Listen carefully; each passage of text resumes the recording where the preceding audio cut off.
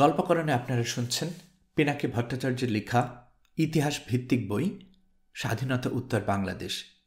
আজকে ষষ্ঠ পর্ব। 7 নিউজ উইক পত্রিকায় 1974 সালের 15 জুন বাংলাদেশ সরকারের চন্দ্রনীতি এবং অর্থনৈতিক সংকট মোকাবেলায় শেখ মুজিবুরের সামগ্রিক ব্যর্থতা সম্পর্কে টনি ক্লিন্টন রচিত চাটুকার পরিবেষ্টিত শেখ মুজিবুরের নেতৃত্বে বাংলাদেশ বিপর্যয়ের দিকে এগিয়ে যাচ্ছে শিরোনামে একটা সংবাদ নিবন্ধ প্রকাশিত হয়। সংবাদ নিবন্ধের ছত্রে ছত্রে এক ভয়ানক ভবিষ্যতের আশঙ্কা ফুটে উঠেছিল। সেই নিবন্ধের কিছু উল্লেখযোগ্য অংশ পাঠকদের জন্য তুলে ধরছি। রক্ষী বাহিনী নামে একটা আধা সামরিক বাহিনী দেশটিতে আরেকবার নির্যাতন এবং হত্যাযজ্ঞে মেতে উঠেছে। এই 2.5 বছর আগে বাংলাদেশ সম্ভবত দুনিয়ার সবচেয়ে সুখী দেশ ছিল। পাকিস্তানের নৃশংস গণহত্যা এবং অত্যাচারের বিরুদ্ধে যুদ্ধ করে তখন সবেমাত্র স্বাধীনতা অর্জিত হয়েছে। যুদ্ধবিধ্বস্ত কিন্তু বিজয়ী বাংলাদেশের বিরাট ভবিষ্যৎ নিয়ে তখন সকল মহলে প্রচুর আশাবাদ। কিন্তু আজ এদেশে সুখ এবং অবলুপ্ত আবেগ মাত্র। রক্ষী বাহিনী নামে একটা আধা সামরিক বাহিনী স্বাধীন দেশে নির্যাতন এবং হত্যাযজ্ঞে মেতে উঠেছে। বিদেশি সাংবাদিকদের কাছে দেশের প্রকৃত অবস্থা সম্পর্কে বলতে গিয়ে আজ পাকিস্তানি আমলের মতোই এদেশের মানুষ ভয়ে কেঁপে ওঠে। বাংলাদেশ এবং পূর্ব পাকিস্তানের মধ্যে তফাৎ শুধু এতটুকুই যে জনগণ এখন আগের চাইতেও দরিদ্র হয়ে পড়েছে এবং পাকিস্তানি সৈন্যদের বদলে স্বজাতির দ্বারা লাঞ্ছিত নিপীড়িত হচ্ছে।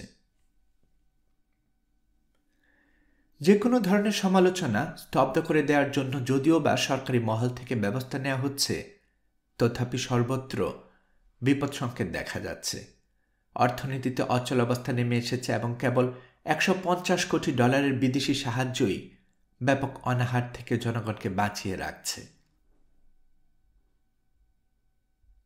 ধান পাটের উৎপাদন যুদ্ধ পূর্বকালীন মাত্রার অনেক নিচে নেমে গেছে। বিদেশি মুদ্রার ভাণ্ডার শূন্য এবং মুদ্রাস্ফীতির শতকরা 40% ছাড়িয়ে গেছে। পাকিস্তান আমলে যে শ্রমিক দিনে 3 টাকা পেত, এখন তার রোজগার 8 টাকা, কিন্তু সে আমলে 3 টাকা মূল্যের খাবার কিনতে এখন তার প্রয়োজন 20 টাকার। এহেন ভয়াবহ পরিস্থিতির জন্য যে ব্যক্তিকে সরাসরি দোষারোপ করতে হয় তিনি হলেন বাংলাদেশের জনক নেতা শেখ মুজিবুর রহমান। কিছু সংখ্যক চাটুকার পরিবেষ্টিত শেখ মুজিবুরের অবস্থা এমন হয়েছে যে নিজের ভুলভ্রান্তিগুলো পর্যন্ত জানতে পারা তার পক্ষে সম্ভব নয়। কারণ এই চাটুকারদের দল কেবল সেই সংবাদগুলোই তার কানে তুলে যে সংবাদগুলো তিনি নিজে উদ্যোগী হয়ে জানতে ও শুনতে চান। শুধু বৈদেশিক নীতি ছাড়া শেখ মুজিবুরের নেতৃত্ব প্রায় সম্পূর্ণ অযোগ্য প্রমাণিত হয়েছে। এমন একটা সরকারের তিনি নেতৃত্ব দিচ্ছেন যার মধ্যে রয়েছে যোগ্যতাহীন আমলা আর যত সব বদমাশ এবং অল্প কিছু সংখ্যক ভালো কিন্তু অনভিজ্ঞ মন্ত্রীর দল। ঘরোয়া অসন্তুষ্টের দমনে মুজিব এমন এক ব্যবস্থার আশ্রয় নিয়েছেন যাকে বলা যায় রাজনৈতিক প্রতিপক্ষ দমনের সুপরিকল্পিত কর্মসূচি। রক্ষী বাহিনী মুজিব বিরোধীর দমন করার কাজে প্রাইভেট বাহিনী হিসেবে কাজ করে যাচ্ছে। গ্রামাঞ্চলে এই বাহিনীকে মানুষ ভীতি ও ত্রাসের চোখে দেখতে শুরু করেছে। সম্প্রতি এক মন্ত্রীর বাড়ি ঘেরাওকারী মিছিলের উপর রক্ষী বাহিনীর মেশিনগান উত্থিত হয় এবং ঠান্ডা মাথায় এরা মিছিলের 19 জনকে হত্যা করে। নাগরিক অধিকার এবং আইনি সহায়তায় কমিটির 160 জন সদস্য গত সপ্তাহে অত্যন্ত কঠোর ভাষায় রক্ষী বাহিনীর নিন্দা করেছেন। সর্বস্তরের জনগণের রাজনৈতিক ও সামাজিক জীবনে সরকার ত্রাসের রাজত্ব কায়েম করেছে বলে কমিটি অভিযোগ করে। এতদিন মুজিবের বৈদেশিক নীতি যেটুকু সফল হয়েছিল, ইদানিং তাতেও মন্দা নেমেছে। পাকিস্তানের প্রেসিডেন্ট ভুট্টো 2 সপ্তাহ আগে ঢাকায় এলে তার সাথে যে কথাবার্তা হয়েছে তাতে কোনো ফলোদয় হয়নি। যুদ্ধে বাংলাদেশের ক্ষতিপূরণ দাবি করা হলে ভুট্টো সরাসরি নাকচ করে দেন। বাংলাদেশের সবচেয়ে বড় সমস্যা হচ্ছে বাংলাদেশ মনে করে তাকে বাঁচিয়ে রাখতে সারা দুনিয়ার একটা গরজ আছে। এ মন্তব্য জনৈক বিদেশি কূটনীতিকের। এই কূটনীতিক বলেছেন, বাংলাদেশ মনে করে যুদ্ধের সময় যেহেতু বিশ্ব জনমত তাদের পক্ষে থেকেছে, অতএব সবসময় সেরকম থাকতে হবে। বাংলাদেশকে বাঁচিয়ে রাখতে দুনিয়ার গরজ পড়েছে কি পড়েনি সেটা অন্য কথা, তবে ভবিষ্যতে দেশটির জন্য অত্যন্ত কঠিন সময় অপেক্ষা করছে। মার্কিন যুক্তরাষ্ট্র সহ সাহায্যদাতা দেশগুলো নিজেরাই মূল্য বৃদ্ধির চাপে অস্থির, ফলে ক্রমাগত হারে সাহায্যদানের বিষয়ে তারা অনীহা প্রকাশ করে চলেছে।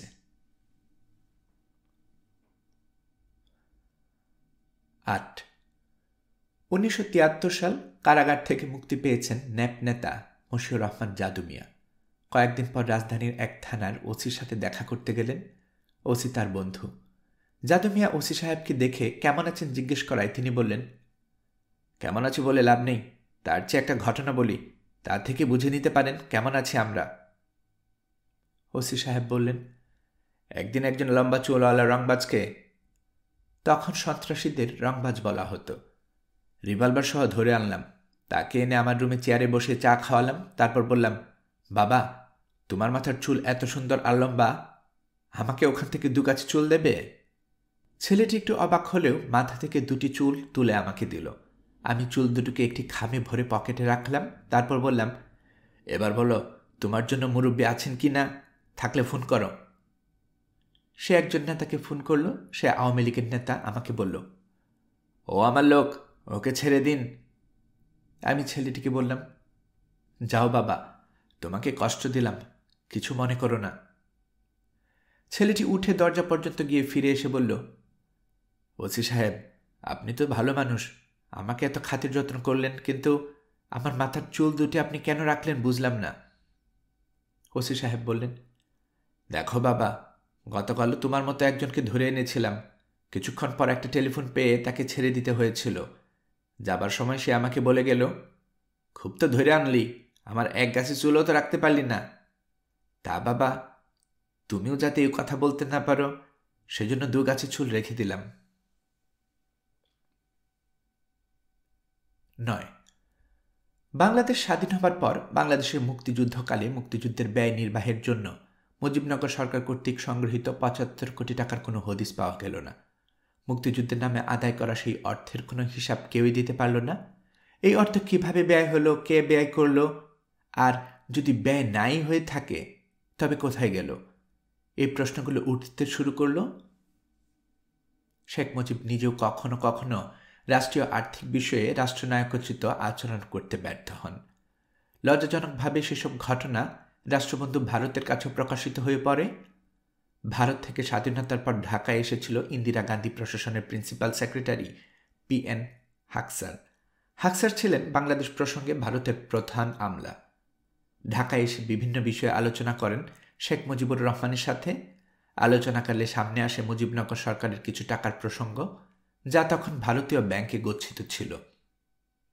PN হাসকার শেখ মুজিবকে বললেন, ভারত সরকার এই টাকা ফেরত দিতে চায়, কিন্তু কিভাবে আমরা ফেরত পাঠাবো? ব্যাংকড্রাফট করে পাঠাবো, নাকি তোমরা জিনিসপত্র কিনবে? জিনিসপত্র কিনলে তার বিপরীতে আমরা ব্লক হিসেবে সেই টাকা দেব।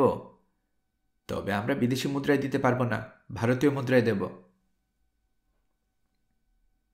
তখন শেখ মুজিব বললেন, টাকাগুলো ট্রাঙ্কে করে পাঠিয়ে দিতে। বিস্মিত PN হাসকার শেখ মুজিবকে বললেন, ট্রাঙ্কে করে টাকা কিভাবে দেব? আমাদের তো সরকারি হিসাব পদ্ধতি আছে, ব্যাংকিং পদ্ধতি আছে। তারপর শেখ মুজিব বললেন, সামনে আমার নির্বাচন, এই টাকা সেই জন্য আমার দরকার হবে। PN হাকসার শেখ মুজিবুরের এই নীতি বহির্ভূত আচরণ ও অর্থলিপ্সার ব্যর্থিত হয়েছিলেন। তিনি মিসেস গান্ধী ও তার সহকর্মীদের এ কথা জানান। 1972 সালের জুন মাসে ভারতের তৎকালীন পরিকল্পনা মন্ত্রী DP ধর মইদুল হাসানকে এই ঘটনার কথা জানান। পরে 1981 সালে খোদ PN হাসকারও এর সত্যতা স্বীকার করেন। 10 মুক্তিযুদ্ধ শেষ হবার 6 মাসও অতিক্রান্ত হয়নি, অথচ 72-এর 21 জুন সাপ্তাহিক হক কথায় সম্পাদককে গ্রেফতার করা হয়। বিস্ময়করভাবে এই গ্রেফতারের 26 দিন পর শেখ মুজিব বললেন, তার সরকার কোনোদিনই সংবাদপত্রের স্বাধীনতার হস্তক্ষেপ করবে না। এর মাস দেড়েক পর আগস্ট মাসে আওয়ামী লীগের প্রভাবশালী নেতা কোরবান আলী দৈনিক বাংলায় এক সাক্ষাৎকারে বললেন, সংবাদপত্রকে অবাধ স্বাধীনতা দেয়া যেতে পারে না। ঠিক তার পরের মাসের 6 তারিখে গ্রেফতার হলেন সাপ্তাহিক মুখপাত্র এবং স্পোকসম্যান সম্পাদক ফয়জুর রহমান।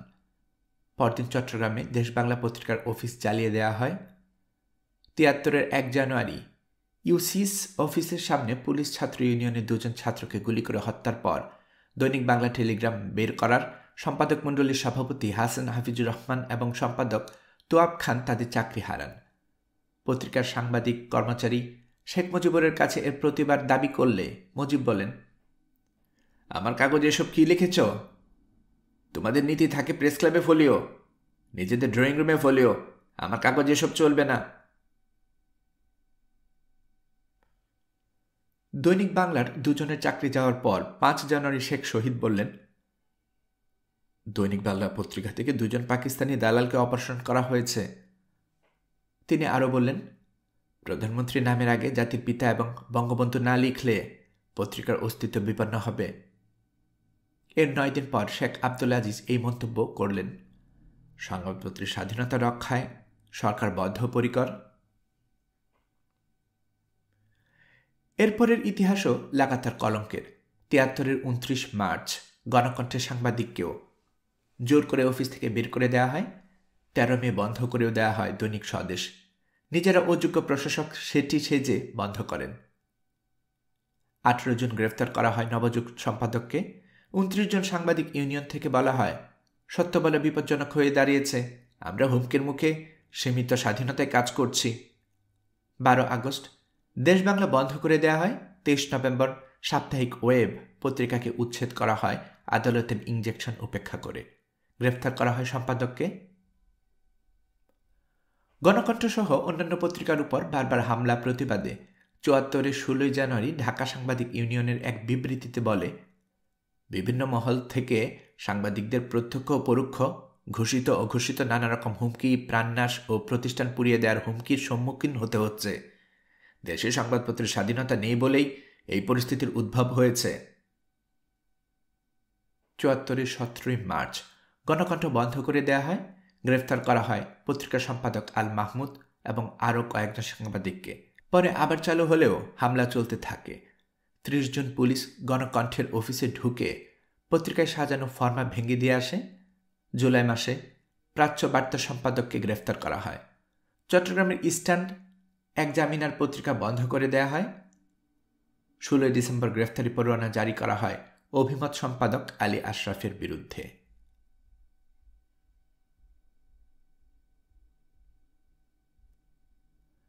অষ্টম অধ্যায়, প্রতিরক্ষা বাহিনী। ১৯৭৩-এর ২৩ ডিসেম্বর সন্ধ্যায় লাহোর থেকে বিমানে এলেন অনেক বাঙালি সামরিক অফিসার, যারা মুক্তিযুদ্ধের সময় বন্দী ছিলেন। তেজগাঁও বিমানবন্দরে নেমেই তারা দেশের মাটি চুম্বন করলেন। আলো আধারিতে এই ভগ্ন চূর্ণ তেজগাঁও বিমানবন্দরও তখন তাদের চোখে স্বর্ণপুরীর মতো দেখাচ্ছিল। পাকিস্তান ফেরত সেনা অফিসারদের অভ্যর্থনা জানানোর জন্য বাংলাদেশ সেনাবাহিনী থেকে সেখানে কেউ উপস্থিত ছিলেন না।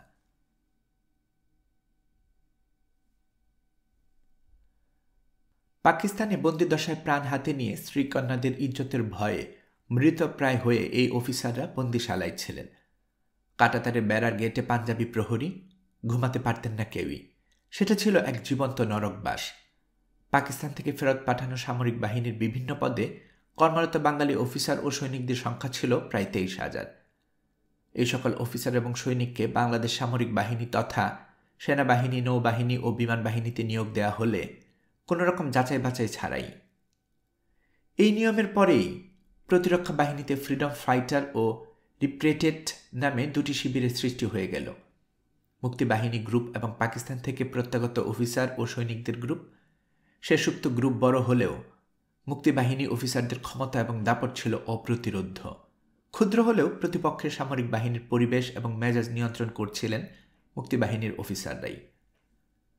মুক্তিযোদ্ধা গ্রুপে তারা ছিলেন শখানেক অফিসার এবং কয়েক হাজার সৈনিক, আর পাকিস্তান ফেরত গ্রুপে ছিলেন তার ৩ গুণ অফিসার ও সৈনিক। মুক্তিযোদ্ধা সৈনিকদের অনেকেই ছিলেন অপ্রাপ্তবয়স্ক, কারণ উপযুক্ত লোক না পেয়ে শরণার্থী শিবির এবং অন্যান্য উৎস থেকে অপ্রাপ্তবয়স্ক ছেলেদের নিয়মিত বাহিনীতে নিতে বাধ্য হন সেক্টর কমান্ডারগণ। তবে অপ্রাপ্ত বয়স্কদের অনেকেই নিয়মিত বাহিনীতে যোগ দিয়ে শৃঙ্খলার সঙ্গে সম্মুখ যুদ্ধে অংশ নিতে আগ্রহী ছিলেন না। কিন্তু বাংলাদেশে ১৯৭২ সালেও সামরিক বাহিনীর যে কাঠামো ছিল তাতে প্রয়োজন ছিল লক্ষাধিক সৈনিক এবং 5,000 অফিসার।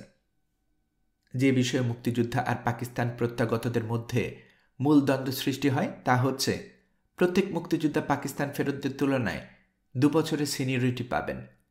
তাদেরকে এই সিনিয়রিটি দেওয়ার প্রত্যাগতরা অপমান বোধ করেন। পাকিস্তান ফেরত অফিসাররা মুক্তিযোদ্ধা অফিসারদের 2 বছরের জ্যেষ্ঠতা ও পদোন্নতিকে সহজে মেনে নিতে পারেননি। অথচ নিয়ম অনুযায়ী যারা পাকিস্তানের বন্দি শিবিরে স্থায়ী পদে না থেকে অস্থায়ী পদে ছিলেন তাদেরকে পূর্বতন স্থায়ী পদে অর্থাৎ 1 র্যাঙ্ক নিচে নিয়োগ করার কথা, অস্থায়ী পদের বিপরীতে নয়। যেমন যিনি পাকিস্তান বন্দি শিবিরে অস্থায়ী মেজর ছিলেন তাকে নিয়ম অনুযায়ী তার পূর্বতন স্থায়ী পদ অর্থাৎ ক্যাপ্টেন হিসেবে বাংলাদেশ সেনাবাহিনীতে নিয়োগ দেওয়ার কথা। নিয়ম থাকলেও পাকিস্তান ফেরত অফিসারদের ক্ষেত্রে তা অনুসৃত হয়নি। উপরন্তু পাকিস্তান ফেরত অফিসারদের মধ্যে অনেকেই 2-3 বছরের মধ্যে মেজর থেকে ব্রিগেডিয়ার পর্যন্ত পদোন্নতি লাভ করেন। উদাহরণস্বরূপ তৎকালীন লেফটেন্যান্ট কর্নেল এরশাদ, পরের রাষ্ট্রপতি, পাকিস্তান থেকে ফেরত আসার মাত্র 2 বছরের মধ্যে 3টি পদোন্নতি পেয়ে মেজর জেনারেল হন।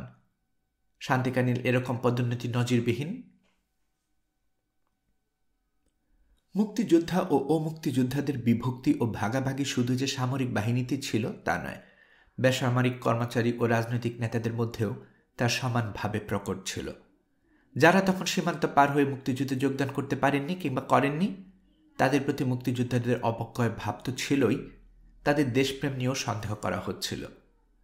স্বাধীনতার পরে কিছুদিনের মধ্যেই 2 জন মেজরকে মেজর জেনারেল এবং 3 জন মেজরকে ব্রিগেডিয়ার পদে পদোন্নতি দেওয়া হয়।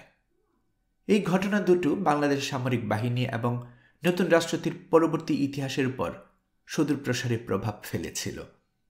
সেনাবাহিনীর প্রধান হিসাবে লেফটেন্যান্ট জেনারেল খাজা ওয়াসিমউদ্দিন ছিলেন জেনারেল ওসমানী ও শেখ মুজিবুরের প্রথম পছন্দ। বর্ষিয়ান এবং পেশাদার অফিসার হিসেবে তিনি পাকিস্তান সেনাবাহিনীর প্রধান হিসেবেও যোগ্য প্রার্থী ছিলেন। জেনারেল ওয়াসিউদ্দিন ছিলেন ঢাকা নবাব পরিবারের সন্তান। দ্বিতীয় বিশ্বযুদ্ধে ব্রিটিশ আর্মির তরুণ অফিসার হিসেবে তিনি বার্মা ফ্রন্টে বীরত্বপূর্ণ লড়াই করেছিলেন। মুক্তিযুদ্ধের সময় জেনারেল ওয়াসিউদ্দিনকে অন্যান্য বাঙালির অফিসারের মতো অবরুদ্ধ করা হয়। 1973 সালে সেপ্টেম্বর মাসে পাকিস্তান থেকে ফেরত আসার পরই সিদ্ধান্ত হয়েছিল তিনি বাংলাদেশ সেনাবাহিনীর প্রধান হবেন। বিবিসি থেকেও এই সিদ্ধান্তের কথা প্রচার করা হয়েছিল। কিন্তু জেনারেল ওয়াসিউদ্দিন যেহেতু পাকিস্তানের ফেরত অফিসার, মুক্তিযোদ্ধা নন এবং অবাঙালি, এই যুক্তিতে সেনা প্রধান হিসেবে তার সম্ভাব্য মনোনয়নের বিরুদ্ধে প্রবল প্রতিরোধ গড়ে ওঠে। আওয়ামী লীগের তরুণ নেতারা শেখ মুজিবকে জোরের সঙ্গে এই সিদ্ধান্ত নিতে বাধ্য দেন। তরুণ নেতাদের মধ্যে আব্দুর রাজ্জাক এবং তোফায়েল আহমেদ দুজনেই কিছু সংখ্যক উচ্চাভিলাষী মুক্তিযোদ্ধা অফিসারের প্ররোচনায় অনেকটা জোরের সঙ্গে শেখ মুজিবকে এই সিদ্ধান্তটি নিতে বাধা দেন। পরিশেষে সেনা প্রধান হিসেবে জেনারেল শফিউল্লাহকে মনোনয়ন করা হয় আর জেনারেল জিয়াউর রহমানকে উপসেনা প্রধান করা হয়। জেনারেল শফিউল্লাহ আর জেনারেল জিয়া একই ব্যাচের ক্যাডেট ছিলেন, কিন্তু সেনাবাহিনীর সিনিয়রিটি অনুসারে জেনারেল শফিউল্লাহর চেয়ে অধিকতর যোগ্য ও অগ্রতিবর্ত অবস্থানে ছিলেন জেনারেল জিয়া। তবে শেখ মুজিব এবং আওয়ামী লীগের নেতারা জিয়াকে উচ্চাকাঙ্ক্ষী বলে মনে করতেন। এমনকি একটা সময় জিয়াকে পূর্ব জার্মানিতে রাষ্ট্রদূত করে পাঠিয়ে আর্মি থেকে সরিয়ে দেওয়ার ব্যবস্থাও প্রায় পাকাপাকি হয়ে গিয়েছিল। শুধু অফিসারদের অসন্তোষ নয়, সৈনিকদের অবস্থাও ছিল ভয়াবহ। তাদের জুতা ও পোশাক পর্যন্ত ছিল না। পাকিস্তান প্রত্যাগত এক সিনিয়র অফিসার ক্যান্টনমেন্টে প্রশিক্ষণরত খালি পা, লুঙ্গি এবং গেঞ্জি অথবা হাফশার্ট পরা রাইফেল হাতে নিয়মিত সৈনিক দেখে বিস্মিত হয়ে প্রশ্ন করলে একজন ঊর্ধ্বতন সেনা কর্মকর্তা জবাবে বলেছিলেন, এদের এখনো উর্দি দেওয়া সম্ভব হয়নি, কাপড়ের অভাব। সৈনিকদের কাপড় এবং জুতা নেই। একই সময় কুর্মিটোলায় সেনা ছাউনিতে প্রত্যেক সিনিয়র অফিসারের অফিস থেকে কামরায় লেগেছিল এয়ার কন্ডিশনার, জানালায় দামি পর্দা, দেয়াল থেকে দেয়ালে কার্পেটে মোড়া। পাকিস্তানি বাহিনীর মেজর জেনারেলের নিচে কারো অফিসে এয়ার কন্ডিশনার ছিল না।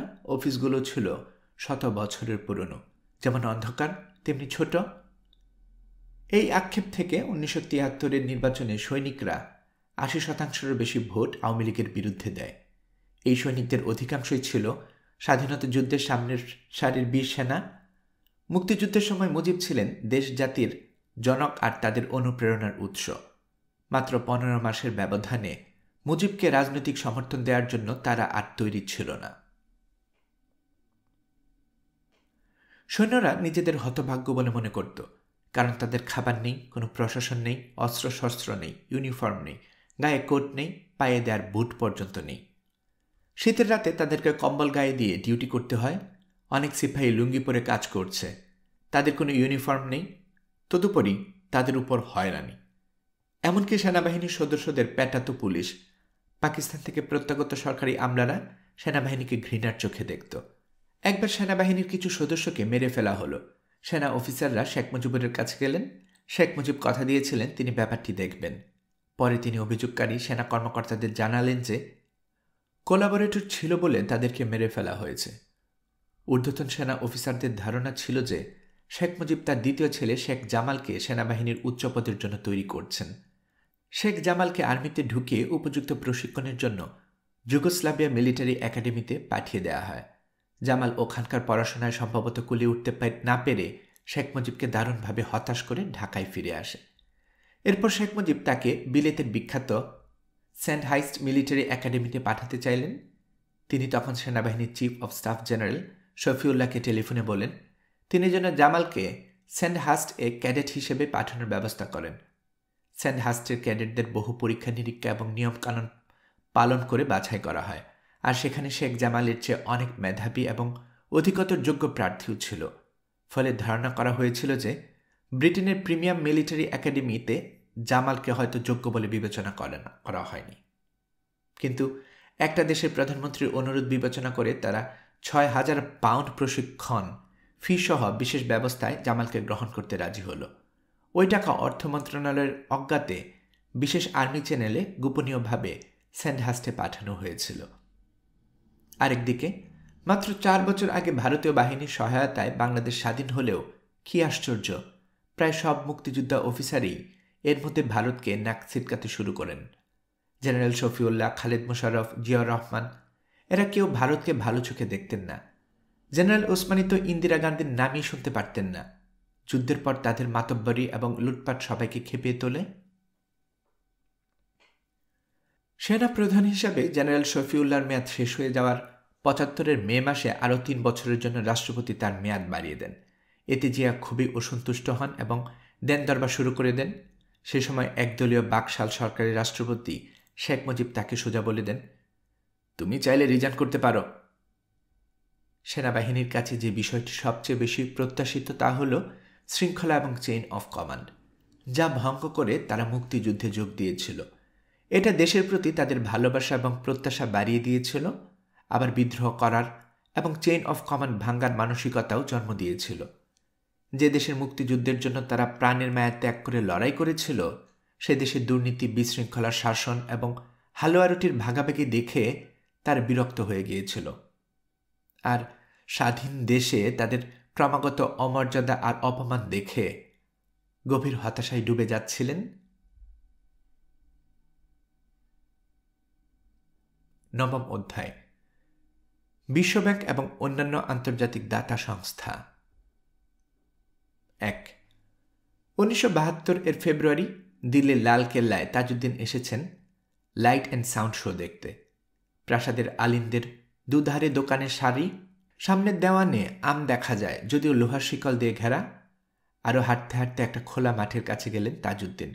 হয়তো কোনো কালে এখানে বাগিচা ছিল, এখন শুধুই ঘাস।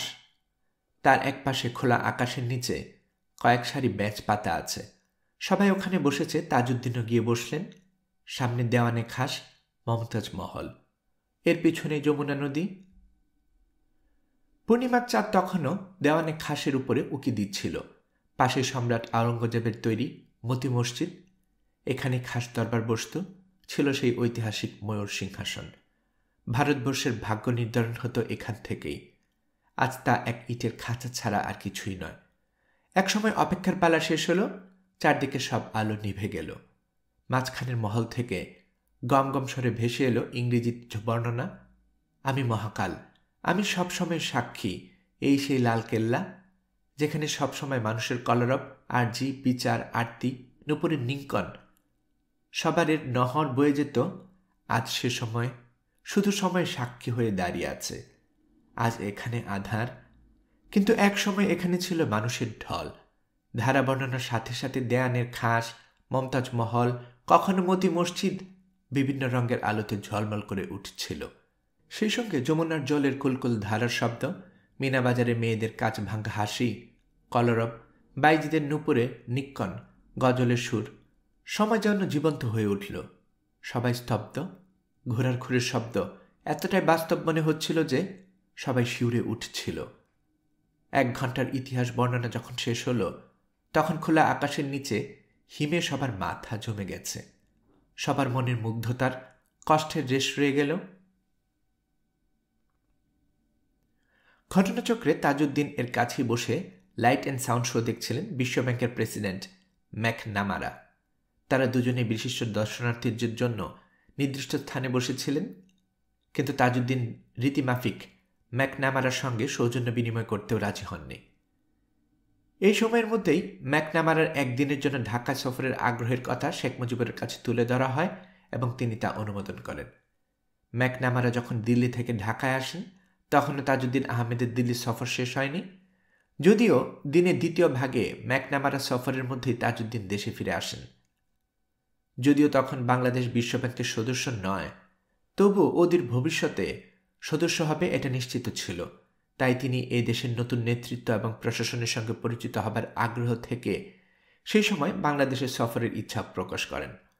উল্লেখ্য, স্বাধীনতা যুদ্ধ চলাকালে বিশ্বব্যাংক ঢাকায় তাদের স্থায়ী মিশন চালু রাখে এবং স্বাধীনতার পরও তা চালু ছিল। দিল্লিতে আসার পরে ম্যাকনামারা জানতে পারেন বাংলাদেশের অর্থমন্ত্রী তাজউদ্দিন আহমেদ একই সময় দিল্লি সফর করছেন। এই সুযোগকে কাজে লাগিয়ে আলোচনা একটু আগিয়ে রাখার জন্য দিল্লিতে ম্যাকনামারার সদ্য স্বাধীন নবীন বাংলাদেশের অর্থমন্ত্রীর সঙ্গে দেখা করতে চান। তাজউদ্দিন আশ্চর্যজনকভাবে বিভিন্ন অজুহাত দেখিয়ে ম্যাকনামারার সঙ্গে দেখা করার সেই প্রস্তাব প্রত্যাখ্যান করেন। 2. ম্যাকনামারার সঙ্গে সেই সময়ে পরিকল্পনা কমিশনের ডেপুটি চেয়ারম্যান নুরুল ইসলামের পূর্ব পরিচয় থাকার সূত্রে তাকে মধ্যাহ্নভোজের নিমন্ত্রণ করা হয়।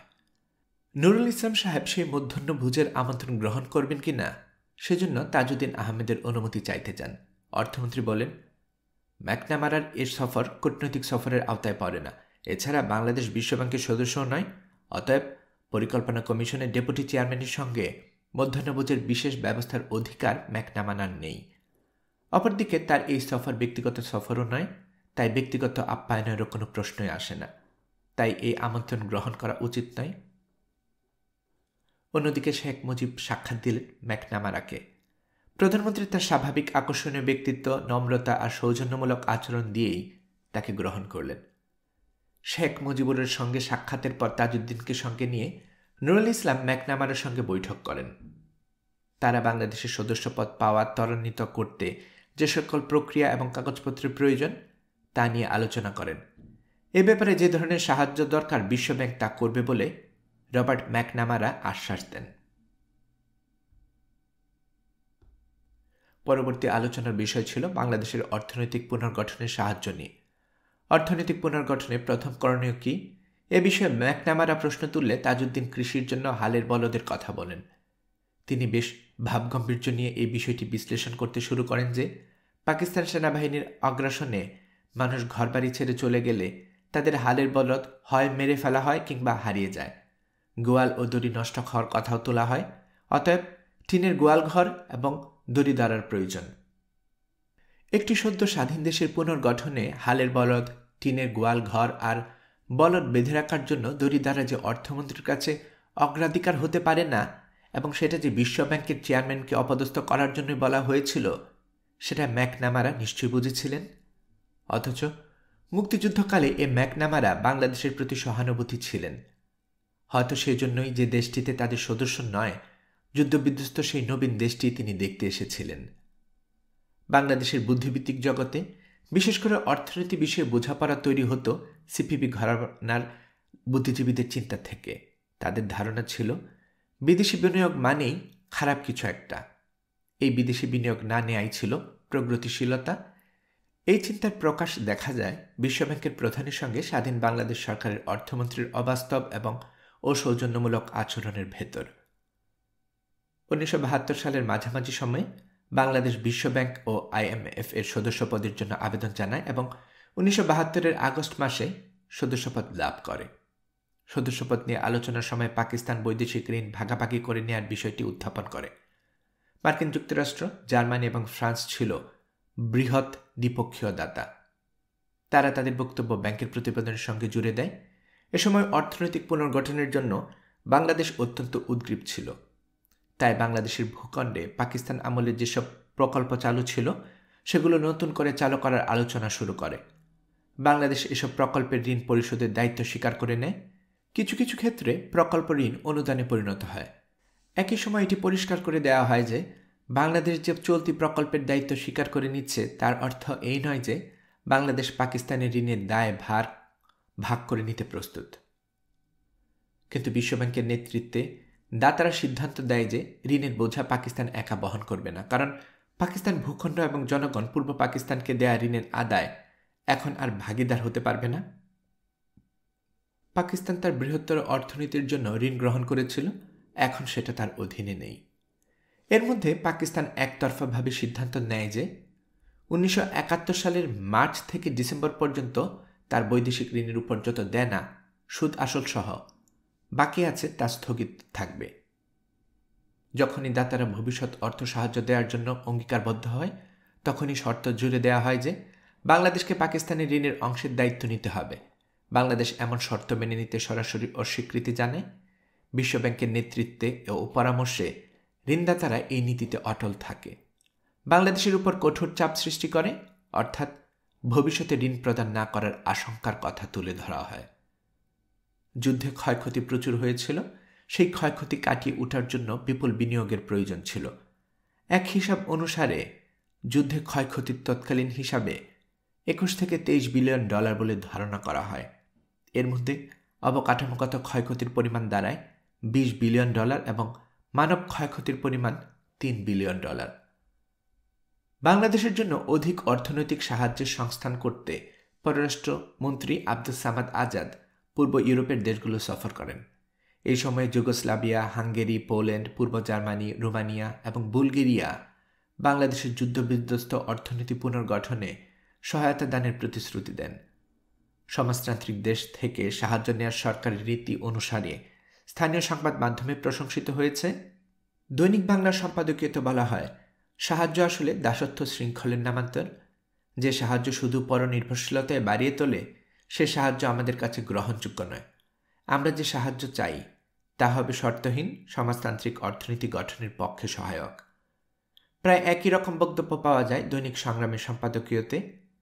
বিদেশি সাহায্যেরও চরিত্র বিচার শীর্ষক সম্পাদকীয়তে মুক্তিযুদ্ধের বিরোধিতাকারী মার্কিন যুক্তরাষ্ট্র সহ অন্যান্য পুঁজিবাদী দেশে সাহায্য নেওয়া আমাদের জন্য কল্যাণকর হবে না বলে মন্তব্য করা হয়।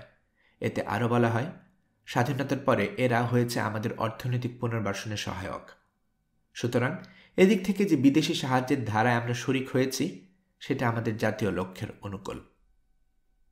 বাস্তবে মুক্তিযুদ্ধ পরবর্তী সময়ে সোভিয়েত ইউনিয়ন সহ পূর্ব ইউরোপের সমাজতান্ত্রিক দেশগুলোর কাছ থেকে বাংলাদেশ সাহায্যের বিষয়ে ঠিকমতো সাড়া পেল না। যদিও রাজনৈতিক সুসম্পর্কের পরিপ্রেক্ষিতে সমাজতন্ত্রী দেশগুলোর কাছে বাংলাদেশ প্রথম আর্থিক সাহায্যের আবেদন করে। উপমহাদেশের বাইরে প্রথম সোভিয়েত ইউনিয়ন সফর করেন শেখ মুজিব 1972 সালের ফেব্রুয়ারিতে। পণ্য সাহায্যের বিশাল তালিকা সোভিয়েত ইউনিয়নকে দিলেও সোভিয়েত ইউনিয়ন থেকে পণ্য সংগ্রহের জন্য বাংলাদেশ ছোট অনুদান পায়। এই সফরে শেখ মুজিবের বড় অর্জন হল চট্টগ্রাম বন্দরকে মাইনমুক্ত করতে সোভিয়েত প্রেসিডেন্ট লিওনিদ ব্রেজনেভের প্রতিশ্রুতি লাভ। স্নায়ুযুদ্ধের প্রেক্ষাপটে উপমহাদেশের রাজনীতিতে মার্কিন যুক্তরাষ্ট্র সহ পুঁজিবাদী দেশগুলোর কাছে পাকিস্তানই ছিল বিশ্বস্ত বন্ধু। কিন্তু বাংলাদেশের অভ্যুদয়ে সেই পাকিস্তান স্বাভাবিক কারণেই দুর্বল হয়ে পড়েছে। উপমহাদেশের পরিবর্তে শক্তি সাম্যের পরিপ্রেক্ষিতে ভারতের বিপরীতে পাকিস্তান যেন আরও দুর্বল হয়ে না পড়ে সেই বিষয়ে পশ্চিমা দেশগুলো সচেষ্ট ছিল, যে কারণে দাতাদেরও সদ্য স্বাধীন বাংলাদেশের বদলে ব্যাপক সহানুভূতি ছিল পাকিস্তানের প্রতি। 3. সদ্য স্বাধীন বাংলাদেশের পুনর্গঠনে বন্ধু রাষ্ট্রগুলোর কাছ থেকে পাওয়া সাহায্য সহযোগিতাও ছিল অনুল্লেখ্য। ভারত স্বাধীনতা পরবর্তী প্রথম 5 বছরে বাংলাদেশকে ঋণ ও অনুদান সহায়তার প্রতিশ্রুতি দিয়েছিল $311 বিলিয়ন, যার মধ্যে বাস্তবে ছাড় করা সম্ভব হয়েছিল $275 মিলিয়ন। এই ছাড়ের মধ্যে অনুদান ছিল মাত্র $69 মিলিয়ন। অন্যদিকে একই সময় যুক্তরাষ্ট্র ঋণ ও অনুদান সহায়তার প্রতিশ্রুতি দেয় $763 মিলিয়ন, ছাড় করে $688 মিলিয়ন। একই সময় সোভিয়েত ইউনিয়নের তরফ থেকে প্রতিশ্রুতি ছিল $207 মিলিয়ন, পাওয়া গেছে $119 মিলিয়ন এবং এর মধ্যে অনুদান ছিল মাত্র $30 মিলিয়ন। লক্ষণীয়, ভারত স্বাধীনতা পরবর্তী প্রথম 5 বছর বাংলাদেশের সবচেয়ে গুরুত্বপূর্ণ বন্ধুরাষ্ট্রের অবস্থানে থাকলেও এবং সে সময়ে বাংলাদেশের জন্য সব ধরনের সাহায্য সহযোগিতা জরুরি হলেও ভারতের কাছ থেকে বাংলাদেশ যে ঋণ এবং অনুদান সহায়তা পেয়েছে তা যুক্তরাষ্ট্র থেকে প্রাপ্ত সহায়তার 40%। একই সময়ে বাংলাদেশের দ্বিতীয় গুরুত্বপূর্ণ মিত্র সেই সময়কার অন্যতম বিশ্বশক্তি সোভিয়েত ইউনিয়নের কাছ থেকে বাংলাদেশ যে সহায়তা পায় তা যুক্তরাষ্ট্রের প্রদত্ত সহায়তার 17% মাত্র। সদ্য স্বাধীন বাংলাদেশের নেতারা যখন বিদেশে সাহায্যের জন্য হাত পাততে যেতেন সেই সময় তাদের বিলাস বেশন অন্যান্য দেশের রাজনৈতিক নেতাদের বিস্ময় উদ্বেগ করত। এ প্রসঙ্গে সিঙ্গাপুরের অবিসংবাদিত নেতা লি কুয়ান ইউ তার আত্মজীবনীতে 1973 সালে ওটুয়ায় কমনওয়েলথ কনফারেন্সে শেখ মুজিবুরের অংশগ্রহণ সম্পর্কে বলতে গিয়ে লিখেছেন, তিনি তার বিশেষ ঠাটে নিজের প্লেনে চেপে এলেন। আমি যখন ওটুয়ায় ল্যান্ড করলাম তখন দেখলাম বাংলাদেশের মনোগ্রাম অঙ্কিত একটা বোয়িং 707 টারমার্ক দাঁড়িয়ে আছে। আমি যখন ফেরত এলাম দেখলাম সেই একই জায়গায় প্লেনটা দাঁড়িয়ে আছে। গত 8 দিন ধরে প্লেনটার ঠাঁই এভাবেই কোনো কিছু আয় না করে অলস সময় কাটিয়ে দিল। আমি যখন হোটেলে চলছিলাম তখন দুটো বিশাল ভ্যানে করে জিনিসপত্র বাংলাদেশ বিমানে তুলে নেওয়ার জন্য নিয়ে যাওয়া হচ্ছিল। সবচেয়ে মজার বিষয় হচ্ছে শেখ মুজিব সেই কনফারেন্সে সবার কাছে সাহায্যের জন্য আবেদন জানিয়ে বক্তব্য দিয়েছিলেন। জার্মান সাংবাদিক কার্লোস বিডম্যান তার একটা প্রতিবেদনে উল্লেখ করেন, বাংলাদেশের জন্মের পর থেকে 1973 সালের শেষ নাগাদ বাংলাদেশ 1000 কোটি টাকার উপর বিদেশি সাহায্য পেয়েছে। কোনো উন্নয়নশীল দেশ এত অল্প সময়ে এত অধিক সাহায্য পায়নি। তারপরও দেশের প্রধান প্রধান সমস্যা সমাধানের জন্য তেমন উদ্যোগ নেওয়া হয়নি। দেশে বহু বেকার রয়েছে এবং এমন লোক রয়েছে যারা উপযুক্ততার অভাবে নিচুমানের কাজ করছে। স্বাবলম্বনই শ্রেষ্ঠ অবলম্বন, এই প্রবাদ আর এ দেশের কারো মনে দাগ কাটে না। এখানে ক্ষমতাসীন দলের নেতারা নিজেদের আখের গোছাতে ব্যস্ত। বাংলাদেশের জাতিসংঘ ত্রাণ তৎপরতার এককালীন প্রধান টনি হ্যাগেন তার অভিজ্ঞতায় বর্ণনা করেন, শিশুখাদ্যের 1 সপ্তাহাংশ এবং প্রতি 13টির মধ্যে একটি কম্বল উপযুক্তদের হাতে পৌঁছায় না। বেশিরভাগ জিনিস হয় কালোবাজারে চলে যায় অথবা চোরাচালান হয় ভারতে চলে যায়। পত্রপত্রিকা এসব ব্যাপারে লেখালেখি হলেও অবস্থার তেমন কোনো উন্নতি হয়নি। একবার বিমানে করে বন্যার্তদের জন্য গরু দুধ এলো। যেদিন গরু দুধগুলো ঢাকা বিমানবন্দরে পৌঁছলো তারপর দিন রাজধানীর এক হোটেল ম্যানেজার দুধ কিনতে বাজারে লোক পাঠালো। বাজারে হরদম সদ্য আসা দুধ বিক্রি হচ্ছে। 1972 মার্চে ভারতের সঙ্গে বাংলাদেশের রাষ্ট্রীয় পর্যায়ে বাণিজ্য চুক্তি নিয়ে প্রথম আলোচনা হয়েছিল। বাংলাদেশের রপ্তানি গন্তব্যের পরিধি তখন খুবই সীমিত। পাকিস্তানে তার বাজার অবলুপ্ত। বাংলাদেশ তাই খুব আশা করেছিল যে এই বাণিজ্য চুক্তি যুদ্ধবিধ্বস্ত দেশের পুনর্গঠনে সহায়ক হবে। আলোচনার শুরুতেই বাংলাদেশের কতিপয় প্রস্তাবকে ভারতীয় দল অসম্ভব এবং গ্রহণযোগ্য নয় বলে মন্তব্য করেন। এর একটি ছিল পারস্পরিক শুল্ক সুবিধা এবং আরেকটি ছিল কোনো কোনো পণ্যের দাম নির্ধারণ, সরবরাহ এবং পরিবহনের খরচ ভিত্তিক করা। বাংলাদেশে তখন জ্বালানি এবং ধ্বংসপ্রাপ্ত ঘরবাড়ি এবং রাস্তা ইত্যাদি নির্মাণ কাজে ইটতরিতে প্রচুর কয়লার প্রয়োজন ছিল।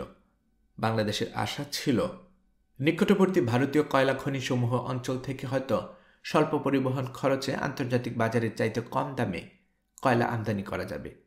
কিন্তু ভারত মোট দাম আন্তর্জাতিক মূল্যের নিচে নামাতে রাজি হল না। আরও কয়েকটি ব্যাপারে সুবিধা পাওয়া তো দূরের কথা, সাধারণ আলোচনাতেও মতান্তর হল। বাংলাদেশের পক্ষ থেকে নেপালের সঙ্গে বাণিজ্য বৃদ্ধির লক্ষ্যে ট্রানজিট সুবিধা চাইতে গেলে সেই প্রস্তাব তখনই প্রত্যাখ্যান করা হয়। অথচ এই সভাতেই বাংলাদেশের মধ্য দিয়ে ভারতের এক অঞ্চল থেকে অন্য অঞ্চলের যাবতীয় পণ্য পরিবহনের জন্য তারা ট্রানজিট চুক্তির জন্য তখন চাপ সৃষ্টি করে। বাংলাদেশ দল সেই আলোচনায় দৃঢ়ভাবেই তাদের মতামত ব্যক্ত করে। ভারত সম্ভবত তা পছন্দ করেনি। বাইরে শোনা গেল যে এই আলোচনায় বাংলাদেশের পক্ষে প্রধান বাণিজ্য সচিব লুৎফুর রহমানকে সরিয়ে দেওয়া হবে। কিছুদিনের ভেতরেই ঝানু, নীতিনিষ্ঠ এবং দেশপ্রেমিক বাণিজ্য সচিব এম লুৎফুর রহমানের বদলি হয়ে গেলেন।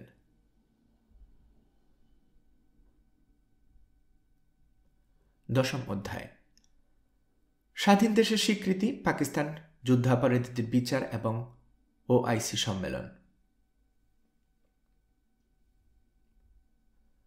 1. পরাজয় ও আত্মসমর্পণের পর পাকিস্তান ও তার বন্ধু ভাবাপন্ন দেশগুলো প্রচার করছিল যে বাংলাদেশ ভারতীয় সেনাবাহিনীর দখলে আছে এবং ভারত জোর করে বাংলাদেশ নামে পাকিস্তানের সেই অংশকে দখল করে রেখেছে। এই প্রচারণার পরোক্ষ প্রভাবে এবং স্বাধীন বাংলাদেশে ভারতীয় সেনাবাহিনীর অবস্থানের কারণে উল্লেখযোগ্য সংখ্যক দেশ বাংলাদেশকে স্বাধীনতার পরপরই স্বীকৃতি দেয়নি। 1973 সালের মাঝামাঝি মার্কিন যুক্তরাষ্ট্র সহ পৃথিবীর বেশ কয়েকটি দেশ বাংলাদেশকে একটি সার্বভৌম রাষ্ট্র হিসেবে স্বীকৃতি দেয়। বিশ্বব্যাংক, IMF, ইউনেস্কো, বিশ্ব স্বাস্থ্য সংস্থা সহ বহু আন্তর্জাতিক সংস্থার সদস্যপদ পেলেও জাতিসংঘের দ্বার তখনও পর্যন্ত বাংলাদেশের জন্য উন্মুক্ত হয়নি। জাতিসংঘে বাংলাদেশের প্রবেশাধিকার রুখতে চীন ভেটো ক্ষমতা প্রয়োগ করেছিল। 1973 সালের জুন মাসে সংসদে পররাষ্ট্র মন্ত্রী ড. কামাল হোসেন বিবৃতিতে বলেন, মোট 11টি দেশ বাংলাদেশকে স্বীকৃতি দিয়েছে। তার মানে পৃথিবীর খুব অল্প সংখ্যক দেশ তখন পর্যন্ত বাংলাদেশকে স্বীকৃতি দিয়েছিল। স্বীকৃতি না দেওয়ার গুরুত্বপূর্ণ রাষ্ট্রগুলোর মধ্যে ছিল সৌদি আরব ও চীন। সোভিয়েত রাশিয়া এবং সোভিয়েতপন্থী সকল দেশ ভারত এবং জোট নির্ভর আন্দোলন এর অধিকাংশ সদস্যদের সক্রিয় সমর্থন লাভের পরেও পাশ্চাত্যের সাহায্যদাতা দেশসমূহ, আমেরিকার প্রভাব বলয়ের মুসলিম রাষ্ট্রসমূহ এবং গণপ্রজাতন্ত্রী চীনের সঙ্গে বাংলাদেশ তখনও পর্যন্ত কূটনৈতিক সম্পর্ক গড়ে তুলতে পারেনি। পাকিস্তানে প্রায় 93,000 যুদ্ধবন্দী তখনও ভারতে আটক ছিল। এটাই জাতিসংঘ এবং প্রধান কয়েকটি দেশের স্বীকৃতি অর্জনের পথে সবচেয়ে বড় প্রতিবন্ধক হিসেবে বিবেচিত হয়। বাংলাদেশ সরকারও প্রথম দিকে যুদ্ধাপরাধীদের বিচারের প্রশ্নে স্থির প্রতিজ্ঞ ছিল, তাই যুদ্ধবন্দীদের বিচার করা হবে। এই প্রতিশ্রুতি দেওয়ার পর তারা এ ব্যাপারে পাকিস্তানের প্রতিক্রিয়ার কোনো পরোয়া করত না। এ কারণেই পররাষ্ট্রমন্ত্রী আব্দুস সামাদ আজাদও 1972 সালের 9 জুন শেখ মুজিবুর রহমান ও জুলফিকার আলী ভুট্টোর মধ্যে একটা শীর্ষ বৈঠক অনুষ্ঠানের ব্যাপারে ইন্দোনেশিয়ার প্রস্তাব সরাসরি প্রত্যাখ্যান করেছিলেন। 1972 সালের ডিসেম্বর থেকে 1973 সালের মার্চ পর্যন্ত নির্বাচনী প্রচারণাকালে গোটা সময়ে আওয়ামী লীগ নেতৃবৃন্দ প্রতিটি জনসভায় পাকিস্তানি বাহিনীর বর্বরতা সমুচিত জবাব দেওয়ার প্রতিশ্রুতি উচ্চারণ করে জনগণকে ভাবাবেগে কাজে লাগানোর চেষ্টা করেন। অন্যদিকে অর্ধভগ্ন, বিধ্বস্ত ও মনোবলহীন পাকিস্তান সেনাবাহিনীর নিয়ন্ত্রণ তখন জুলফিকার আলীর ভুট্টোর হাতে। তিনি তখন পৃথিবীর শক্তিশালী জাতিসমূহকে এই বলে বোঝাবার জন্য সর্বশক্তি নিয়োগ করেছিল যে পাকিস্তানি সৈন্যদের আটক রাখা কিংবা তাদের বিচার করার কোনো অধিকার ভারতের নেই।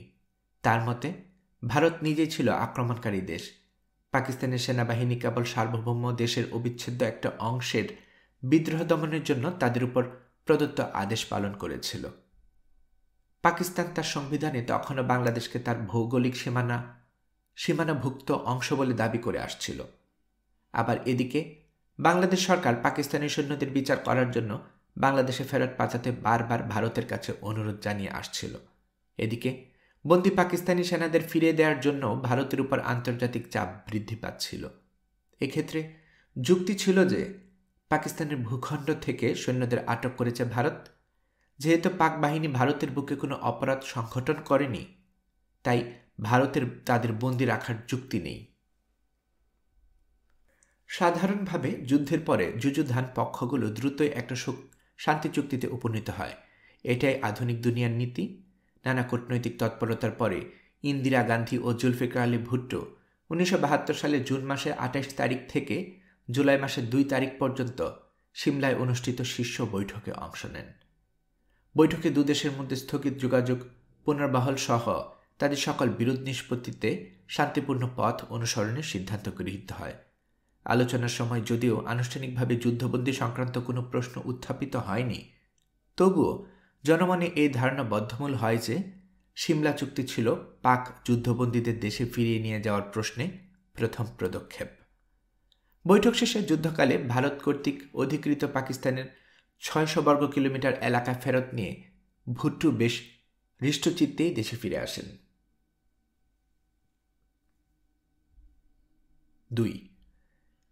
সিমলার শীর্ষ বৈঠকের পর শেখ মুজিবুরের মনে এই সন্দেহ ঘনীভূত হয় যে ভারত বাংলাদেশের বদলে পাকিস্তানের হাতে যুদ্ধবন্দীদের প্রত্যাবর্তন করবে। তখন শেখ মুজিব বলেন, ভারত এই কাজ করতে পারে না, কারণ পাকিস্তানি দুষ্কৃতিকারীরা ভারত বাংলাদেশ যৌথ বাহিনীর কাছে আত্মসমর্পণ করেছিল।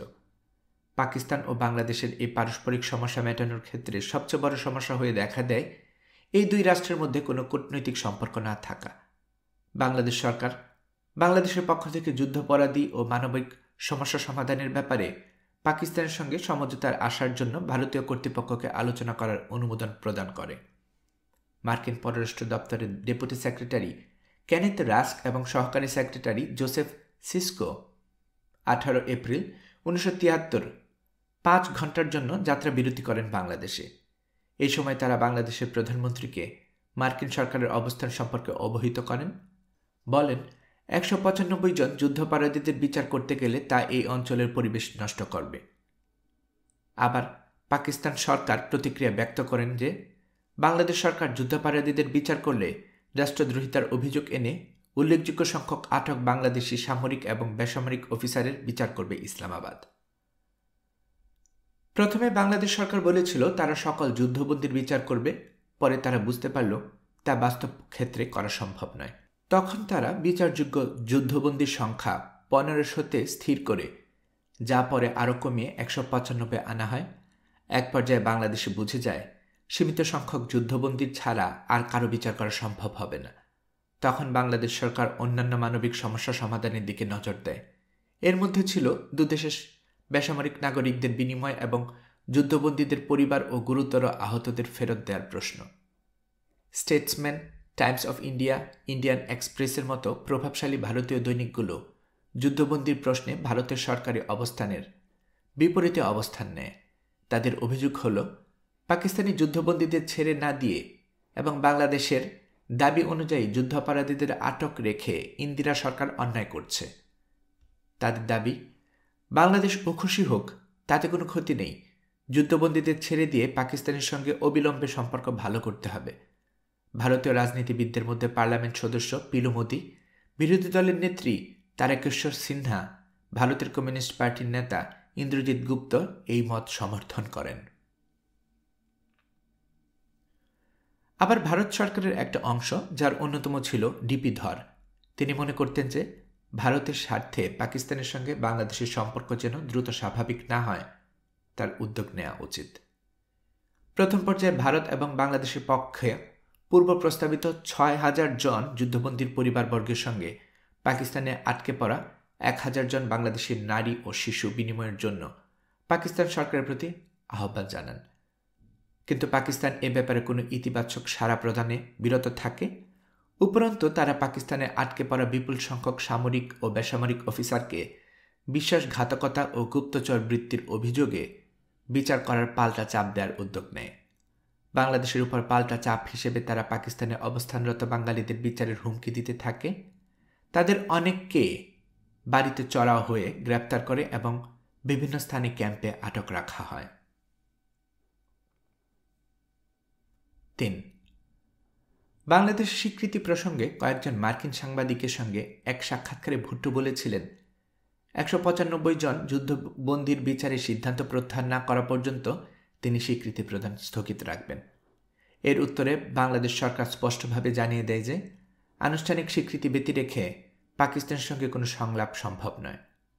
পাকিস্তান নিজে যেমন বিরত ছিল স্বীকৃতি প্রদান থেকে, তেমনি জুলফিকার আলী ভুট্টো স্পষ্টভাবে জানিয়ে দেন যে কোনো রাষ্ট্র যদি তাড়াহুড়া করে বাংলাদেশকে স্বীকৃতি দেয়, তাহলে পাকিস্তান স্বীকৃতি দানকারী রাষ্ট্রের সঙ্গে সব ধরনের কূটনৈতিক সম্পর্ক ছিন্ন করবে। বাংলাদেশকে স্বীকৃতি দেওয়ার সত্যি সত্যি পাকিস্তান কয়েকটা রাষ্ট্রের সঙ্গে কূটনৈতিক সম্পর্ক ছিন্ন করেছিল। পাকিস্তানের এমন নীতির কারণে নবীন রাষ্ট্র হিসেবে স্বীকৃতি অর্জন বাংলাদেশের জন্য অত্যন্ত কষ্টসাধ্য হয়ে পড়ে। পাকিস্তান ফৌজদারি অপরাধের দায়ে যুদ্ধবন্দীদের বিচার করার ব্যাপারে বাংলাদেশের দাবি কোনো অবস্থাতেই মেনে না নেয়ার কথা জানায়। পাকিস্তান সরকার যুক্তি প্রদর্শন করে যে যেহেতু দায়েরকৃত অভিযোগ পাকিস্তানের একটা অংশে সংঘটিত হয়েছে এবং পাকিস্তানি নাগরিকরা এই অপরাধ করেছেন বলে অভিযোগ করা হয়েছে, সেহেতু আন্তর্জাতিক আইনের স্বীকৃতির ধারা বলে কেবলমাত্র পাকিস্তানের সংঘটিত এই একটি যথাযোগ্য ট্রাইব্যুনাল এর বিচার করতে পারে। এ ব্যাপারে অন্যের হাতে এই কর্তৃত্ব ছেড়ে দেওয়ার অর্থ হবে পাকিস্তানের সার্বভৌমত্বের উপর আঘাত হানা। এতে অপরাধী ব্যক্তিদের বিচার করার জন্য পাকিস্তান সরকার যথাযথ বিচার বিভাগীয় ট্রাইব্যুনাল গঠনে প্রস্তুত রয়েছে বলেও স্মরণ করিয়ে দেওয়া হয়। শুধু তাই নয়, বাংলাদেশের প্রতি হুমকি প্রদর্শন করে বলা হয় ঢাকা যদি 195 জন যুদ্ধবন্দীর বিচারের উদ্যোগ নেয়। শুধু তাই নয়, বাংলাদেশের প্রতি হুমকি প্রদর্শন করে বলা হয় ঢাকা যদি 195 জন যুদ্ধবন্দীর বিচারের উদ্যোগ নেয় তাহলে তা শুধু শান্তি ও সৌহার্দ্যের পরিবেশকে দূষিত করে তুলবে না, বরং পাকিস্তান সরকার পাকিস্তানে আটক বাংলাদেশিদের বিরুদ্ধে ধ্বংসমূলক তৎপরতা, গুপ্তচর বৃত্তি ও বিশ্বাসঘাতকতার অভিযোগে ব্যবস্থা নেওয়ার ব্যাপারে যে সহিংসতা ও ধৈর্য প্রদর্শন করে আসছে সে ধৈর্য বজায় রাখাও কঠিন হয়ে দাঁড়াবে।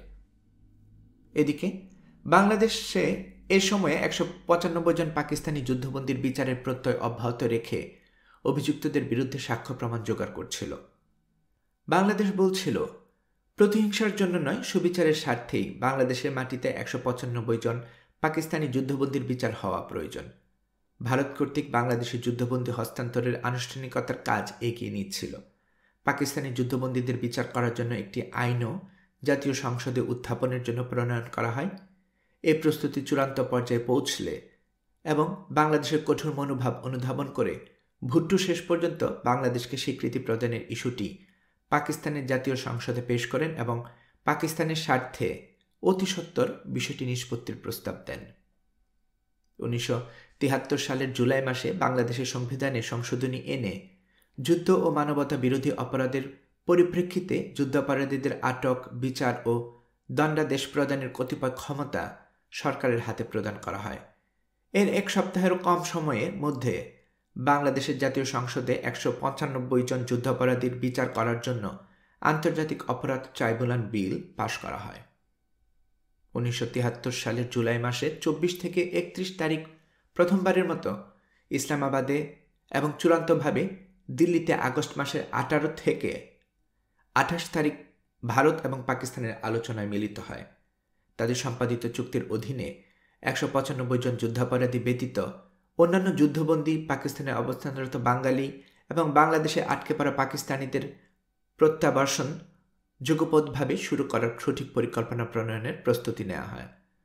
বাংলাদেশ এই চুক্তিতে কোনো পক্ষ না হলেও ভারতের মাধ্যমে তাকে চুক্তির বিভিন্ন শর্তে স্বীকৃতি প্রদান করতে হয় এবং চুক্তিতে উল্লেখিত বেশ কয়েকটি দায় বাংলাদেশকে মেনে নিতে হয়। অর্থাৎ চুক্তিতে স্বাক্ষরদাতা না হয়েও বাংলাদেশ ছিল চুক্তির এক অবিচ্ছেদ্য অংশ।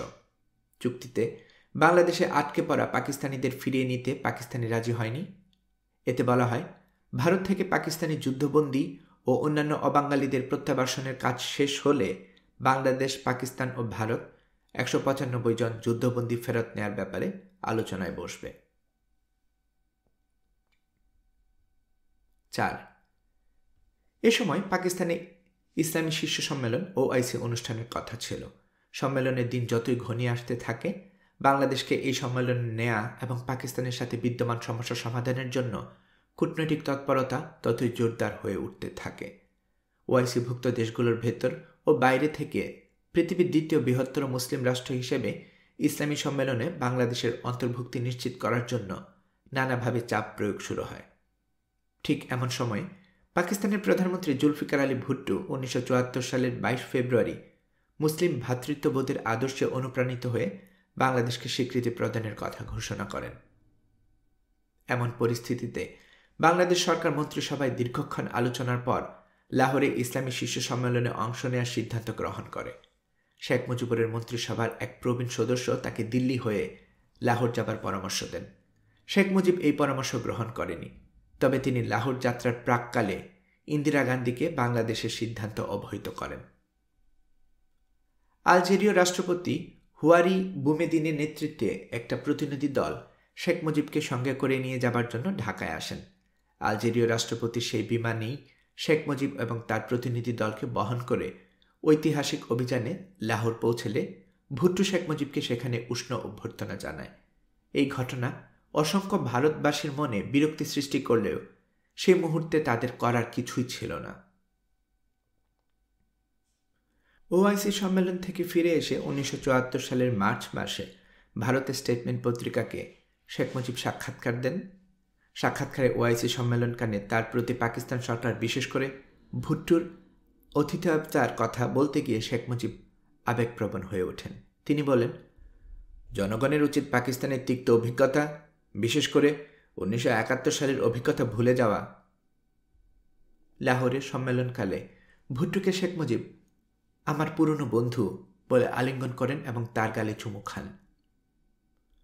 1974 এর 5 থেকে 9 এপ্রিল বাংলাদেশ, ভারত, পাকিস্তানের পররাষ্ট্রমন্ত্রীদের ত্রিপক্ষীয় বৈঠক অনুষ্ঠিত হয়। সেই বৈঠকে বাংলাদেশে প্রতিনিধিত্ব করেন মুজিব সরকারের পররাষ্ট্রমন্ত্রী ডক্টর কামাল হোসেন। বৈঠকের অন্যতম প্রধান আলোচ্য বিষয় ছিল 195 জন যুদ্ধাপরাধীর বিচার। এতে পাকিস্তানের প্রতিরক্ষা এবং পররাষ্ট্রমন্ত্রী বলেন, কোনো অপরাধ সংঘটিত হয়ে থাকলে সরকার তার তীব্র নিন্দা জ্ঞাপন এবং গভীর দুঃখ প্রকাশ করছে। এদিকে পাকিস্তানের প্রধানমন্ত্রী জুলফিকার আলী ভুট্টো বলেন, মিটমাট ত্বরান্বিত করার জন্য অতীতের সমস্ত ভুল ক্ষমা করে দিন এবং ভুলে যান। এই দুই বক্তব্যের পরিপ্রেক্ষিতে বাংলাদেশ সরকার সিদ্ধান্ত নেয় ক্ষমতাশীলতার নিদর্শন স্বরূপ এই বিচার প্রক্রিয়ায় তারা আর অগ্রসর হবে না। দেশে ফিরে 11 এপ্রিল 1974 সালে ডক্টর কামাল হোসেন বলেন, বাংলাদেশে পাকিস্তান যে অপরাধ করেছে তা প্রতিষ্ঠিত করা, পাকিস্তান কর্তৃক তার সব অপরাধকে স্বীকার করানো এবং বাংলাদেশের বিচার অনুষ্ঠানের সামর্থ্য প্রতিষ্ঠা করাই ছিল প্রস্তাবিত যুদ্ধাপরাধীর বিচারের মুখ্য উদ্দেশ্য। বর্তমান ক্ষেত্রেও পাকিস্তান তার অপরাধ স্বীকার ও ক্ষমা প্রার্থনা করায় এই লক্ষ্য অর্জন করা গেছে। ডক্টর কামাল হোসেনের এই বক্তব্য পরদিন দৈনিক বাংলায় প্রকাশিত হয়। এরপর বাংলাদেশের পক্ষ থেকে 195 জন যুদ্ধাপরাধীদের বিচারের সিদ্ধান্তটি আনুষ্ঠানিকভাবে প্রত্যাহার করা হয়। এরপরে 1974 সালের 1 অক্টোবর ওয়াশিংটনে শেখ মুজিবের সঙ্গে মার্কিন প্রেসিডেন্ট জেরাল্ড ফোর্ডের আনুষ্ঠানিক বৈঠকের সময়ে শেখ মুজিব ফোর্ডকে বলেন, আমরা পাকিস্তানি বন্দীদের ছেড়ে দিয়েছি, যার মধ্যে 195 জন যুদ্ধাপরাধী ছিল। এই অল্প সংখ্যক যুদ্ধাপরাধীদের ক্ষেত্রেও বাংলাদেশ সরকার সাক্ষ্য প্রমাণ সংগ্রহ কিংবা মামলার নথিপত্র প্রস্তুতির ব্যাপারে তেমন তৎপর ছিল না। শেখ মুজিবুর রহমান এ ব্যাপারে ভারতীয় প্রধানমন্ত্রীর বিশেষ দূত হাকসারকে বলেছিলেন, সাক্ষ্য প্রমাণ সংগ্রহে অসুবিধার কারণে তিনি যুদ্ধাপরাধীদের বিচার বিষয়ে শক্তি ও সময় নষ্ট করতে চান না। হয়তো কোনো দীর্ঘমেয়াদী কৌশলের কথা ভেবেই মুজিব এ ধরনের একটা বিতর্কিত সিদ্ধান্ত নেয়ার পথে চালিত হয়েছিলেন। তিনি এমন কিছু করতে চাননি যাতে পাকিস্তান সহ অন্যান্য মুসলিম দেশ বাংলাদেশকে স্বীকৃতি প্রদানে বাধাপ্রাপ্ত হয়। ইসলামী শীর্ষ সম্মেলনে যোগদান এবং আন্তর্জাতিক বলয়ে নতুন পরিচিতি অর্জনের কথা বাদ দিলে আওয়ামী লীগ যুদ্ধবন্দীদের ব্যাপারে তার প্রত্যয় বজায় রাখতে চরমভাবে ব্যর্থ হয়। ভুট্টো যা চেয়েছিল অবশেষে তিনি তাই পেয়েছেন। সমস্ত যুদ্ধবন্দীকে তিনি ফেরত নিয়েছেন। ভারতের অসন্তুষ্টির মুখে বাংলাদেশকে টেনে নিয়ে গেছেন ইসলামী শীর্ষ সম্মেলনে। নিজের ইচ্ছা অনুযায়ী সময়ে বাংলাদেশকে স্বীকৃতি দিয়েছেন, কোনো আপোষ না করে যুদ্ধাপরাধীদের বিচার বাতিল করেছেন এবং সবশেষে বিচার বাতিলের সঙ্গে দরদাম করে বাংলাদেশকে স্বীকৃতি দিয়েছেন। সর্বোপরি পাকিস্তানের প্রতি আনুগত্য প্রদর্শনকারী অবাঙালিদের দায় ভারও তিনি বহন করেননি। শেষ পর্যন্ত দুই পক্ষের সমঝোতা স্থাপনের পর দেখা গেল সমস্ত কৃতিত্বের ভাগ নিয়েছে ভারত সরকার। পাকিস্তান অর্জন করেছে এক ব্যাপক রাজনৈতিক বিজয় এবং বাংলাদেশ কেবলমাত্র বাহাবা ছাড়া আর কিছুই পায়নি। 5 1974 জুন শেখ মুজিবুরের আমন্ত্রণে পাকিস্তানের প্রধানমন্ত্রী ভুট্টো ঢাকায় এসেছেন। বিমানবন্দর থেকে হোটেলে যাবার পথে সবাইকে অবাক করে দিয়ে কিছু উল্লসিত মানুষ ভুট্টোকে স্বাগত জানায়। জাতীয় স্মৃতিসৌধে ভুট্টো ফুল দিতে গেলে সেখানে কিছু সংখ্যক মানুষ খুনি ভুট্টো ফিরে যাও স্লোগান দিতে থাকে। কিন্তু রাষ্ট্রীয়ভাবে ভুট্টোকে ঢাকায় উষ্ণ অভ্যর্থনা দেওয়া হয়। ভুট্টোর সামনে রাতে রাষ্ট্রীয় ভোজসভার আয়োজন করা হয়েছে। উপস্থিত আছেন স্বয়ং শেখ মুজিব এবং মন্ত্রিপরিষদের অন্যান্য সদস্য। ভুট্টো ডিনারের আগে বক্তৃতা দিতে উঠলেন, শান্তভাবে বলতে শুরু করলেন, আপনাদের উপরে স্বার্থপর অবিবেচক সামরিক কর্তৃক লজ্জাজনক দমনপীড়ন এবং অকথ্য অপরাধ করেছে। আমি পাকিস্তানের জনগণের পক্ষ থেকে বাংলাদেশের জনগণের জন্য শুভেচ্ছা বয়ে নিয়ে এসেছি। আমাদের দয়া করে তাদের সাথে এক করে দেখবেন না, যারা শুধু আপনাদের নয় আমাদের উপরও তখন শাসন করত। আমরা আপনাদের বেদনা কষ্টকে অন্তর দিয়ে অনুভব করি। আপনাদের ক্ষতি করার জন্য আন্তরিকভাবে দুঃখ প্রকাশ করছি। আমাদের শেষ নবীর নাম নিয়ে আমি আপনাদের কাছে বলতে চাই, আমরা আমাদের কৃতকর্মের জন্য অনুতপ্ত। উপস্থিত বাংলাদেশের কর্তা ব্যক্তিদের অনেকেই আবেগতাড়িত হয়ে চোখ মুছতে থাকেন। ভুট্টো তার রাষ্ট্রনায়কোচিত বক্তব্যে এভাবেই 1971 পাকিস্তানি বাহিনীর বর্বরতার জন্য আনুষ্ঠানিকভাবে ক্ষমা চায়। ভুট্টোর পর শেখ মুজিব বক্তৃতা দিতে উঠে শেখ মুজিব ভুট্টোর সাথে সুর মিলিয়ে বলেন, আসুন আমরা সবাই অতীতের তিক্ততা এবং শত্রুতা ভুলে যাই এবং আমাদের জনগণের জন্য আশা এবং সমৃদ্ধির নতুন অধ্যায় শুরু করি। সঙ্গত কারণে ভারত ভুট্টোর এই সফরকে ভালোভাবে নেয়নি।